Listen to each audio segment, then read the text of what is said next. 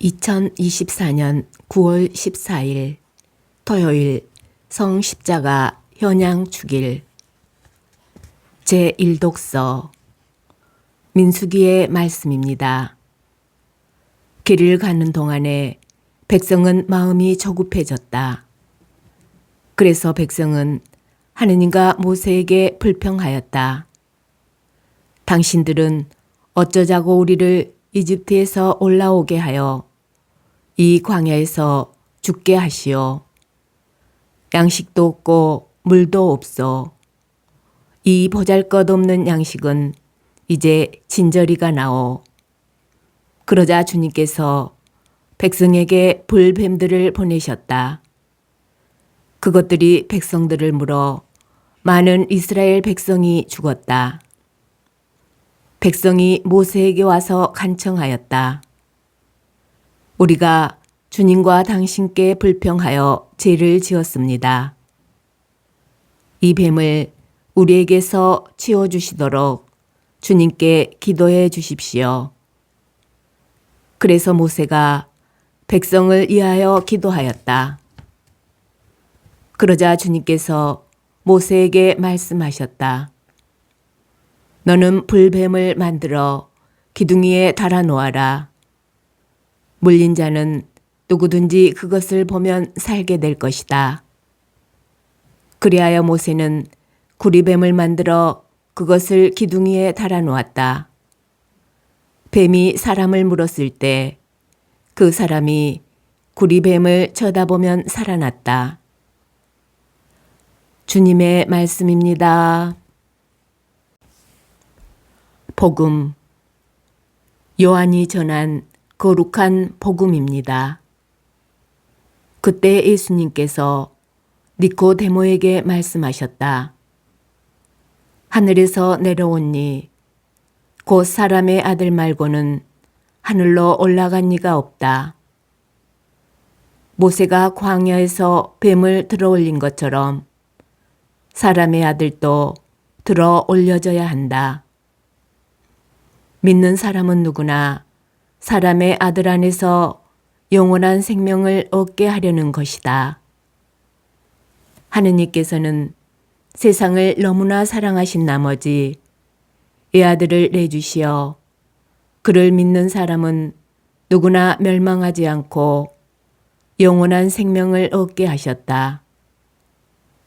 하느님께서 아들을 세상에 보내신 것은 세상을 심판하시려는 것이 아니라 세상이 아들을 통하여 구원을 받게 하시려는 것이다. 주님의 말씀입니다. 오늘의 묵상. 십자가를 곳곳에 두고 살다 보니 무덤덤하여졌습니다. 길거리를 다녀도 곳곳에서 어렵지 않게 십자가를 볼 수 있는 세상입니다. 성당이나 수도원 안에는 거의 방마다 십자가가 있고 어떤 경우는 장식품처럼 놓여 있기도 합니다.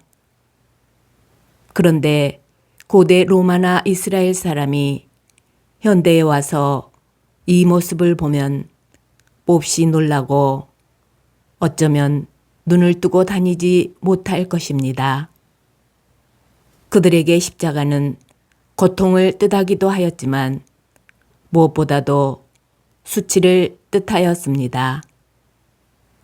그래서 사형의 여러 방법 가운데에서도 십자가형은 특수한 형벌로 여겨졌고 유다인은 나무에 매달려 있는 것 자체를 하느님께 저주받는 표지로 여겼기에 십자가에서 돌아가신 예수님께서는 메시아이실 수 없다고 생각하였습니다. 그런데 요한복음서에서는 예수님께서 십자가에 달리시는 사건을 현양이라고 봅니다. 그분께서 십자가에 달리시는 순간이 그분께서 영광스럽게 되시고 모든 일을 당신께 모으시는 때입니다. 그분께서 높이 들어 올려지는 그때가 당신을 믿는 이들에게 영원한 생명을 주시는 때입니다. 수치를 피하려고 하고 다른 사람의 눈앞에서 자신을 드러내려고 하는 수많은 사람에게 예수님께서는 그 반대의 방법으로 하느님께서 세상을 얼마나 사랑하시는지를 보여주십니다. 우리를 위해서 온 세상을 정복하시고 모든 통치자를 굴복시키는 것이 아니라 가장 수치스러운 죽음까지 끌어안으심으로써 하느님께서 우리에 대한 사랑으로 어디까지 가시는지를 알려주신 것입니다. 그래서 십자가는 우리의 영광이고 구원입니다.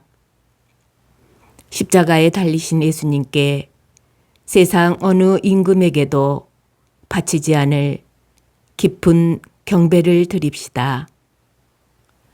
좋아요, 댓글, 구독, 알림 설정은 사랑입니다.